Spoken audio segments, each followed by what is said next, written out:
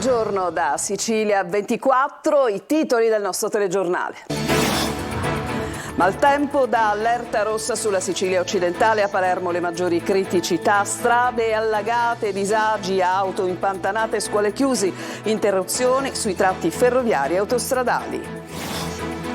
La primavera tarda ad arrivare, le previsioni non confortano, segnali di anomalie meteorologiche che si ripercuoteranno sull'estate. L'esperto dice pesa l'assenza di un anticiclone. Confiscati beni per 65 milioni di euro a 3 noti imprenditori gelesi operanti nel settore immobiliare e del commercio di auto, evidenziata dagli inquirenti la loro spiccata pericolosità sociale. Fosche previsioni sull'estate, in aumento i prezzi di gelati e bevande, impennata delle tariffe anche del 50%, l'allarme del Codacons sarà una vera stangata. Passa anche dal quartiere di Librino a Catania una vita da social, la campagna di sensibilizzazione della Polizia Postale per un uso consapevole dei nuovi strumenti di comunicazione. Nell'aula itinerante si parla di cyberbullismo e adescamento online. Calcio, brutta prestazione del Catania nel debutto della Pool Scudetto dilettanti. Rossazzurri battuti in casa dal Sorrento 2-0, vistoso errore arbitrale sul primo gol. Mercoledì si gioca a Brindisi.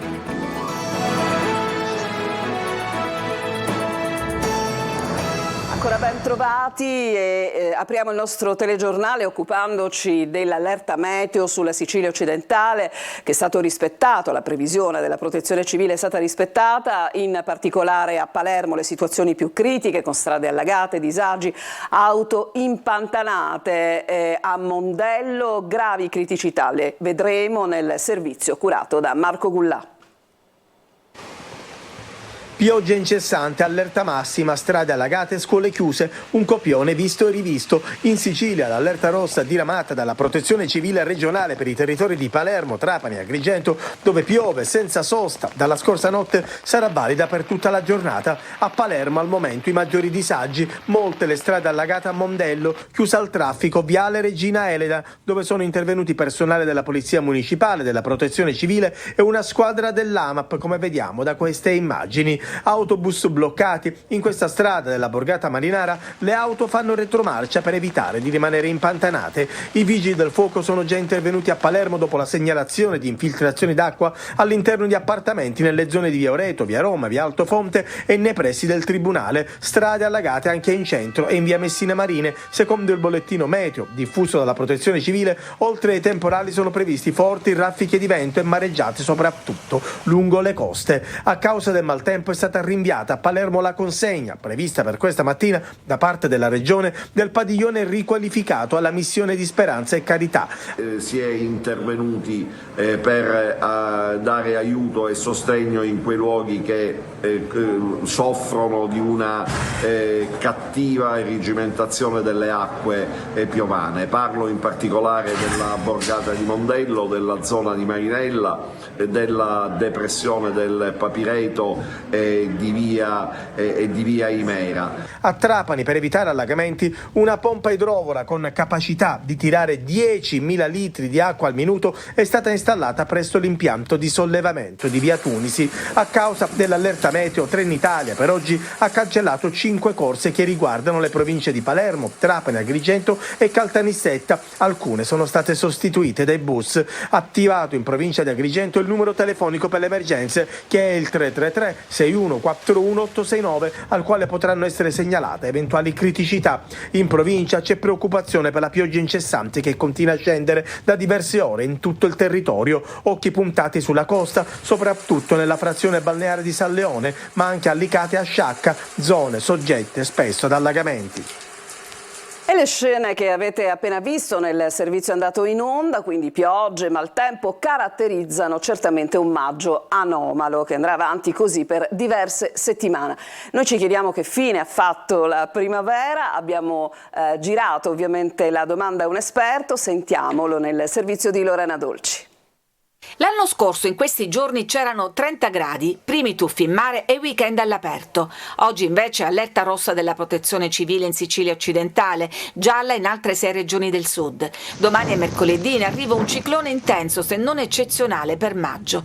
Dall'inizio del mese in Italia, secondo la Coldiretti, ci sono stati 6 eventi estremi al giorno. L'instabilità, con alti e bassi, continuerà anche nei prossimi giorni e di certo fino al 20 del mese, con temperature che fanno registrare il maggio più freddo e piovoso della media degli ultimi 30 anni. Il rischio, avvertono gli esperti, è che si verifichino eventi estremi come nubifragi o alluvioni lampo, che solitamente scaricano al suolo in fasce ristrette di territorio ingenti quantità d'acqua. Ma la vera anomalia di questa stagione, per sua natura imprevedibile, è che non si intravedono grandi cambiamenti ancora per diverse settimane. Che fine ha fatto dunque la primavera? L'anomalia di questo maggio è l'assenza di una figura anticiclonica capace di garantire periodi di stabilità duraturi anche di oltre una settimana. In questo momento l'anticiclone subtropicale si trova tra il Marocco e la penisola iberica, noi invece ci troviamo sul bordo orientale di questa struttura anticiclonica, quindi siamo interessati da correnti fresche che provengono dal Nord Atlantico e come è capitato questa volta, l'aria fresca dall'Atlantico quando penetra nel territorio dell'entroterra africano tra l'Algeria e la Libia può anche generare questi cicloni particolarmente profondi. Rimandate dunque il cambio di stagione e tenete il piumone sempre a portata di mano. Se da un lato non è allettante l'idea di indossare un golf e una giacca a fine maggio, dall'altra le precipitazioni previste per tutto il mese compensano soprattutto a nord la siccità dei mesi scorsi. Per godere un assaggio del caldo estivo dovremo attendere i primi di giugno, poi l'estate arriverà e sarà bollente. Andiamo alla cronaca. Confiscata 65 milioni di euro tra beni mobili e immobili agli imprenditori di Gela, molto noti, Salvatore, Rocco e Francesco Luca. Nel provvedimento eseguito dalla DIA e dalle Fiamme Gialle di Caltanissetta, i 3 sono ritenuti dei soggetti di elevata e qualificata pericolosità sociale per la loro contiguità e complicità con organizzazioni criminali riconducibili a Cosa Nostra. Sentiamo Gerry Italia. Sono ritenuti soggetti di qualificata pericolosità sociale e soprattutto ci sarebbero tutti gli elementi per ritenere che ci sia contiguità e complicità negli affari con esponenti del clan dei Rinzivillo. Per questo motivo i giudici della sezione misure di prevenzione del Tribunale di Caltanissetta hanno confermato il provvedimento di confisca dei beni pari a circa 65 milioni di euro per i fratelli Francesco e Salvatore Luca e il figlio di quest'ultimo Rocco, imprenditori gelesi noti nel settore immobiliare e soprattutto in quello della commercializzazione di autovetture anche di lusso. Il provvedimento eseguito dalla Direzione Investigativa Antimafia e dalla Guardia di Finanza di Caltanissetta del Comando Provinciale arriva a seguito dell'inchiesta Camaleonte, nella quale sono coinvolti gli imprenditori attualmente imputati nel processo penale per concorso esterno in associazione mafiosa. Sotto esame i presunti legami che i Luca, attivi attraverso importanti società nel settore della vendita di auto e in quello immobiliare, avrebbero avuto con esponenti vicini ai clan, anche catanesi, ricostruzione che il pool difensivo e gli stessi imputati hanno sempre respinto. Gli imprenditori di contro in più occasioni hanno spiegato di aver subito le pressioni estorsive dei clan e di aver sempre denunciato. Le indagini della DIA hanno però fatto emergere il reinvestimento da parte dei Luca di ingenti capitali di provenienza illecita in numerose società formalmente intestate ai loro familiari, attive nell'edilizia e nel commercio di auto. Il provvedimento di oggi, valutato in 65 milioni di euro circa, era già stato preceduto dal sequestro degli stessi beni, eseguito nel febbraio del 2021. Nell'ambito del processo penale nei confronti degli imputati, la Guardia di Finanza aveva dato esecuzione all'ordinanza di custodia cautelare in carcere, in quanto, pur non essendo stabilmente organici a Cosa Nostra, contribuivano sistematicamente e consapevolmente alle attività e raggiungimento degli scopi dell'organizzazione mafiosa ed in particolare delle famiglie mafiose di Gela, del Rinzivillo e degli Emanuello. Le attività economiche e i beni oggetto del provvedimento riguardano l'intero compendio aziendale, nonché il capitale sociale di 9 società, 31 terreni in territorio di Gela, 186 fabbricati tra Gela, Marina di Ragusa e Vittoria e 23 tra rapporti bancari, finanziari e polizze assicurative. Associazione finalizzata al traffico illecito di sostanze stupefacenti, ricettazione e danneggiamento in seguito a incendio. Con queste accuse i carabinieri hanno eseguito nel territorio di Barrafranca, siamo in provincia di Enna, un'ordinanza di custodia cautelare nei confronti di 7 persone. Gli indagati, secondo gli inquirenti, farebbero parte di una delle bande che gestiva il traffico di droga nella zona. E ci occupiamo adesso del caro estate, ovvero di un'estate bollente per quello che riguarderà i prezzi, aumenti previsti, rincari su prodotti estivi maggiormente consumati, dai gelati alle bevande, e poi ci sono le tariffe aeree che salgono ulteriormente del 50%. Il Codacons lancia il suo allarme. Sentiamo Emanuela Corsi. Salgono le temperature, ma anche i prezzi, e l'estate si preannuncia torrida. A lanciare l'allarme è il Codacons, secondo il quale i prossimi mesi riserveranno una vera e propria stangata a vacanzieri e non, a causa dei rincari che riguarderanno i prodotti estivi maggiormente consumati. E purtroppo si registra, oltre il caro vita relativo alle bollette acqua, luce e gas, l'aumento della benzina e l'incremento dei tassi di mutuo, anche una previsione in funzione di quelle che saranno le prossime vacanze estive di aumenti nel settore vacanziero. Ma vediamo nel dettaglio tutti gli aumenti. Tra gli alimentari spiccano i gelati, che rispetto allo scorso anno costeranno addirittura il 22% in più. Aumenti anche per pesce, frutta e verdura freschi. Uno spritz o una birra con gli amici quest'anno potrebbero diventare un piccolo lusso. Lo studio del Codacons stima che gli aperitivi alcolici rincareranno dell'11%. Per una birra arriviamo al 15%. Per le bevande analcoliche va anche peggio, con aumenti fino al 18% per i succhi di frutta, del 15% per la semplice acqua minerale.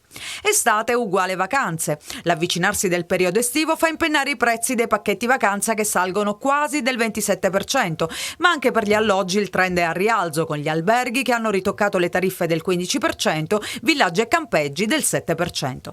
E se a fine giornata si vuole cenare al ristorante, il conto aumenterà del 6%.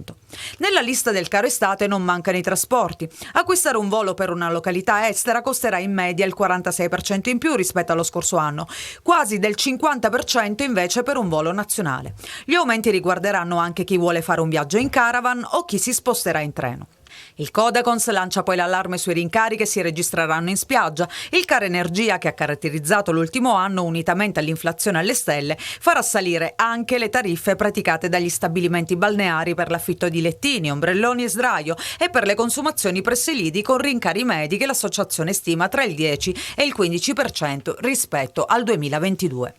Nessun risparmio neanche per chi decide di rimanere a casa. Installare un condizionatore costerà quasi il 7% in più, che si somma alle impennate delle tariffe sulle bollette elettriche. Per gli amanti del giardinaggio, i mobili da giardino aumenteranno quasi del 5%, gli utensili e le attrezzature per il verde del 4%, piante e fiori del 6%. Andiamo a Messina, dove si prepara a rivedere la luce uno dei beni culturali di maggiore storia della città. Parliamo della cripta del Duomo. Oggi la consegna dei lavori finanziati dalla Regione. Francesco Triola.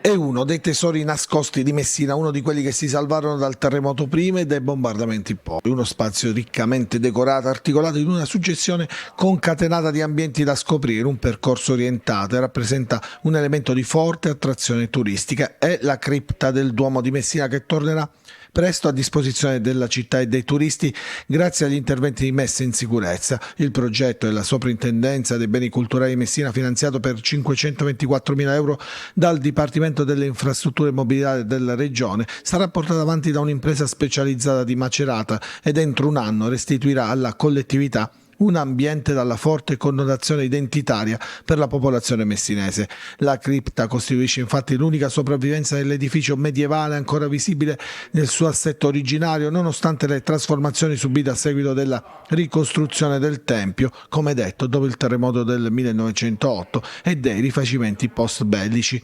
Oggi, alla presenza dell'arcivescovo di Messina Giovanni Accolla, del sindaco Federico Basile e della soprintendente ai beni culturali Mirella Vinci, la consegna ufficiale dei lavori, che prevedono il consolidamento e la pulitura dello scenografico apparato decorativo a stucco e dei frammenti pittorici ad affresco di grande rilevanza storica-artistica, la ricollocazione delle originarie pavimentazioni rinvenute durante i lavori del 2000, in particolare del pavimento seicentesco in cotto laterizio e del pavimento normanno in lastre in calcare, il trattamento dei rivestimenti murari, l'installazione di una passerella per consentire l'accesso ai diversamente abili ed ancora l'allestimento di un breve percorso espositivo di alcuni reperti scultorei provenienti dalla cripta e dall'antica fabbrica del Duomo.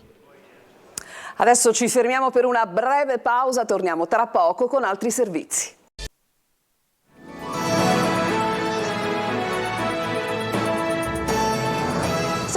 parte di Sicilia 24. Pescatori siciliani in ansia per la proposta della Commissione europea di ridurre la pesca a strascico in tutti i Paesi membri dell'Unione. In Sicilia rappresenta, lo ricordiamo, più di un terzo dei ricavi delle imprese di questo settore. Sentiamo Luca Ciliberti. I pescatori siciliani in forte apprensione per il piano d'azione della Commissione europea che punta a ridurre notevolmente la pesca a strascico.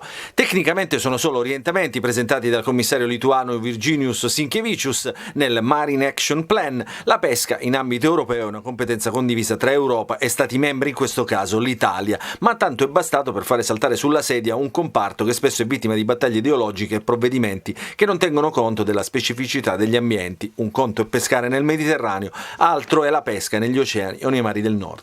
Trovo, vergognosa una dichiarazione del genere e tutte le associazioni datoriali ma anche le organizzazioni sindacali si sono unite in questo grido di dolore, perché è un grido di dolore, e anche a livello europeo. Solo per dare qualche numero, a Bruxelles la Sicilia impegna una flotta di 543 pescherecci per la pesca a strascico, pari al 26% della flotta nazionale, che conta oltre il 30% della produzione ittica e un fatturato superiore al 45% dell'intero pescato.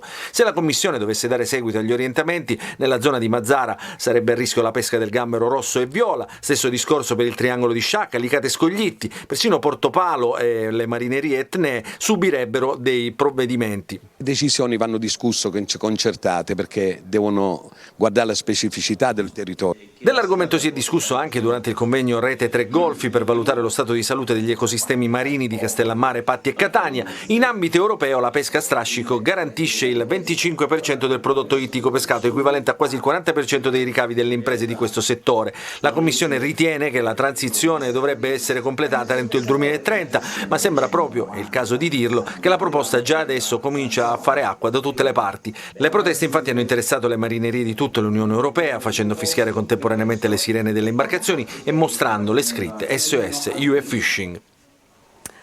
Anche a Catania, nel quartiere di Librino, la 10ª edizione di Una vita da social, la campagna itinerante della Polizia Postale per sensibilizzare gli studenti sull'uso consapevole dei social. A Librino è andata per noi Adelaide Barbagallo. Dentro il truck della Polizia Postale di Catania per ascoltare storie vere, dolorose, generate da un cattivo uso dei social, come quella della ragazzina, lei cui foto nuda, glielo aveva chiesto come segno d'amore il suo fidanzatino, hanno fatto il giro del web, rendendole la vita impossibile. Difficile riparare ad un errore così, ne sono seguiti anni di terapia psicologica, cambio di residenza, indagini per punire i colpevoli. Ma il web non dimentica e c'è sempre l'ansia che qualche scatto possa sempre venir fuori. Nel quartiere di Librino la tappa di Una vita da social, la più importante e imponente campagna educativa itinerante realizzata alla Polizia di Stato, cofinanziata alla Commissione europea e dal Ministero dell'Istruzione e del Merito. 90 le città interessate. I primi ad ascoltare e fare domande seguiranno poi gli alunni di altre scuole, gli studenti del liceo musicale Angelo Musco di Librino. Molte volte ci facciamo abbindolare dal fatto che la persona che inizia a seguirci abbia ad esempio molti follower e quindi per noi può essere un'amicizia oppure un follower importante, ma invece non dobbiamo farci abbindolare e prendere in giro dei follower, perché la cosa importante non è i follower ma la vita reale, le nostre conoscenze, i nostri amici, quelli veri, la nostra famiglia che abbiamo nella vita reale. Che è veramente pericoloso stare su internet, molto. Al giorno d'oggi noi non ci facciamo caso perché li utilizziamo sempre, ogni giorno, però riflettendoci sono molto pericolosi. Nell'aula didattica allestita dentro il truck si parla di tutti i pregiudizi che possono innescare una piramide di odio, di cyberbullismo, di adescamento online, dell'importanza della privacy. Questo è importante perché il confronto anche al di fuori delle aule scolastiche sicuramente è fondamentale in un ambito di formazione per ragazzi che comunque si approcciano anche nel mondo dell'adulto.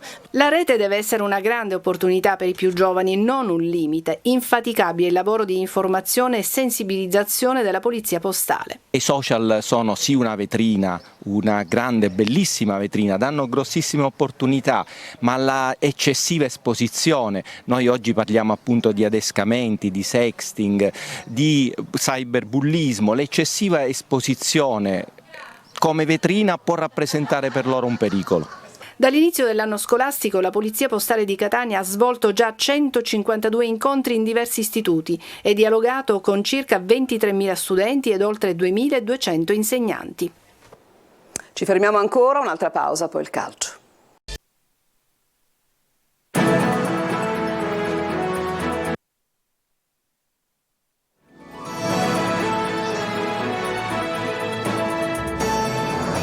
Tornati in studio, il Catania perde col Sorrento nella prima partita del girone della Pool Scudetto, determinante un errore arbitrale, ma la prestazione dei rossazzurri non è certamente stata all'altezza. Sentiamo Marco Carli. Seconda sconfitta consecutiva del Catania, brutto esordio nella Pool Scudetto e 2 chiavi di lettura. Rossazzurri nettamente sottotono che giocano male e poi l'errore grave di arbitri e assistenti in occasione del gol dell'1-0 del Sorrento, siglato da Scala dopo un fallo di mano nettissimo di Petito con la difesa del Catania ferma. Le conseguenze sono state nefaste, Lorenzini è stato espulso, Lodi ammonito e i rossazzurri si sono ritrovati a giocare in 10 contro 11 con una squadra infarcita di attaccanti e un improbabile 3-2-4, inevitabile a quel punto lo 0-2 di La Monica. C'è poi, come detto, l'altra chiave di lettura di una squadra che ha giocato sotto ritmo, che non è mai riuscita a interrompere le trame di gioco avversarie e che è rimasta per tutta la gara molto lunga in campo. Insomma, che non è mai entrata veramente in partita. Il problema è che loro giravano bene palla con la rotazione dei centrocampisti, magari dovevamo fare meglio le uscite, poi anche la loro difesa era molto bassa e c'era poca profondità. Comunque dovevamo cercare di trovare la soluzione, perché abbiamo tanti giocatori importanti che possono trovare la giocata, fare la differenza. Meriti poi al Sorrento, che ha chiuso la stagione con una promozione all'ultima giornata ed è sembrato più sul pezzo del Catania, già in C da 2 mesi. Ora c'è la trasferta di Brindisi. La Pool Scudetto è ovviamente compromessa, si qualifica anche la migliore seconda, ma indipendentemente da questo il Catania è chiamato al riscatto anche per non chiudere una stagione d'oro con l'amaro in bocca. Verdetti intanto nel campionato di Serie D, soprattutto per quel che riguarda la corsa salvezza. Non ce la fa il Paternò, che per effetto del 2-0 subito col San Luca retrocede. Resta in D invece il Ragusa 6-0 con l'Aversa, risultato contestato addirittura dal principe Emanuele Filiberto, nonché patron dell'Aversa, che parla di squadra campana avvelenata in albergo con i calciatori che risultano colpiti da intossicazione. Nei play-off accedono al turno successivo Locri e Trapani, entrambe vittoriose per 1-0 su Licata e Lamezia. E anche oggi, subito dopo il nostro telegiornale, sarà il momento dedicato al calcio siciliano con anteprima corner condotto da Angelo Gagliano. In primo piano il passo falso del Catania nella prima giornata della Pool Scudetto di Serie D, per il campionato cadetto la corsa play-off del Palermo, mentre per la Lega Pro ci occuperemo della salvezza del Messina. Questa sera dalle 20:45 invece corner nella versione estesa, come sempre tutta dedicata al Catania. Adesso gli altri sport, pallanuoto e pallavolo. In primo piano l'Orizzonte mercoledì può sfruttare il match point scudetto, mentre la Saturnia si è portata in vantaggio nella corsa alla promozione. Marco Carli. Appuntamento con la storia per l'Orizzonte Catania, che mercoledì alle 18esima ha il match point scudetto dopo la grande vittoria di Roma. Le ragazze di Martina Micheli, dopo aver perso la prima partita, si ritrovano adesso sul 2-1 nella serie e vincendo conquisterebbero il 23esimo scudetto. Una serie su cui è inciso per il momento la vittoria in rimonta e ai rigori in gara 2, oltre alla grande forza del presidente Tania Di Mario, protagonista in vasca nelle ultime partite. Gara 3 ha visto trionfare l'Etnea a Roma col punteggio di 13-9. La SIS ha chiuso al primo posto la stagione regolare, dunque non è certo squadra da sottovalutare, anzi, ma certamente l'Orizzonte sa come si fa a non subire una gara decisiva. La piscina dinesima sarà gremita, un fattore in più per cercare di chiudere i discorsi in casa. Nella pallanuoto maschile mercoledì è in programma a Siracusa la gara 1 fra Ortigia e Telimar, il derby siciliano che vale il terzo posto nel campionato di A1, ma soprattutto la Champions del prossimo anno. Gara 2 a Palermo sabato, eventuale gara 3 a Siracusa il 27 maggio. Nella pallavolo infine, grande partita della Saturnia che al Pala Catania annichilisce Casarano col punteggio di 3-0 e si porta sull'1-0 nella serie della finale per la promozione in A2. Praticamente perfetta la squadra di Cantor sia in attacco che a muro. La gara 2 si gioca domenica, in caso di vittoria siciliani promossi. Se dovesse imporsi Casarano si andrebbe a gara 3 al Pala Catania mercoledì 24. Era il nostro ultimo servizio, Sicilia 24 si chiude qui, prossima edizione del telegiornale su Telecolor come sempre alle ore 19, vi lascio con Angelo Gagliano e anteprima corner a tutti, un buon proseguimento di giornata.